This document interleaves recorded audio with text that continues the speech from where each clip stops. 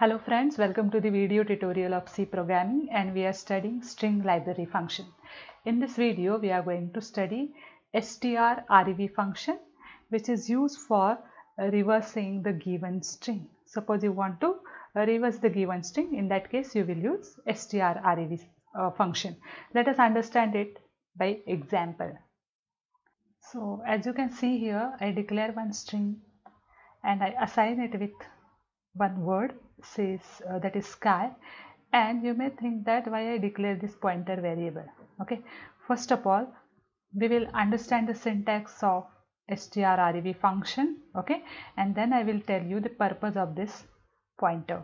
Okay, so whenever you give call to the strrev function, it will be called something like this, strrev, and you will pass the string that you want to reverse. Okay, now what this strrev function does, it reverses the string and returns the pointer to the reverse string. Okay, what I told you, this strrev function reverses the string and returns the pointer to the reverse string. This is very important point. It returns the pointer to the reverse string. Now first of all we understand why it is necessary to return a pointer to the reverse string, because till now we do not return any pointer. Okay, see, when you reverse your string, as an output definitely you are going to get the string only. And what is string actually? String is a collection of characters. As you can see, there are more than one characters in a string, and our function can return a single value only. Okay, so that's why we cannot return an array. Okay, so what facility this function gives? Instead of returning array, what you can do? You can return a pointer to that array. So let us understand it by example. So as you can see here, this is the reverse string of sky.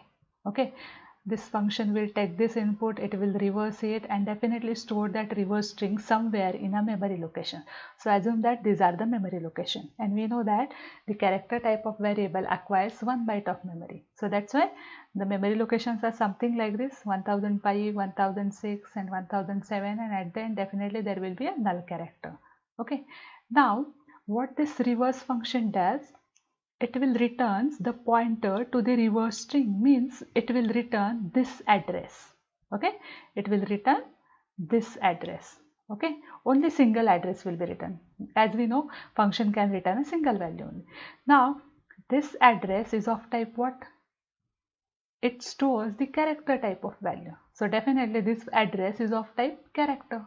So that's why we need a character pointer to store this address. So let us collect it.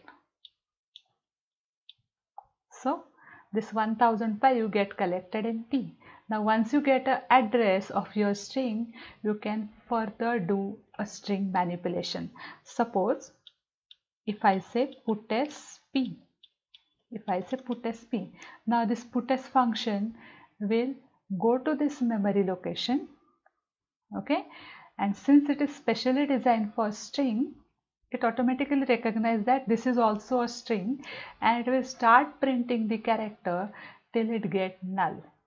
Okay, see, whenever you are going to print the string, this string array, what you will say? You will say put as str. What you say? Put as str. So here also you specify your array name, and what array name represent? Array name represent base address, means here also you are providing the address of your array.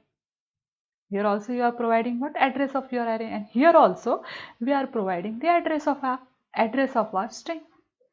Okay, so generally if you observe, each and every function is accepting the array name, which is nothing but a base address of your array. Okay, so this function is little bit different. Instead of returning any integer type of value or any basic type of value, what is it returning? It is returning a pointer. So I hope you understand this concept, and it is specifically called as function returning pointer. Function returning pointer, and in upcoming videos we are going to implement our own function that will return a pointer. So remember this concept that function can return a pointer also. Only the condition is that function cannot return more than one value. Okay, and as we saw here, a strings basically operates on the address of a character type of variable. Okay, so similarly here also we are providing the array name, which is nothing but a base address, and here we are directly providing the address in the form of pointer. Okay, so I hope you understand this. In next video we are going to see one more example related to this concept, that is function returning pointer. Thank you.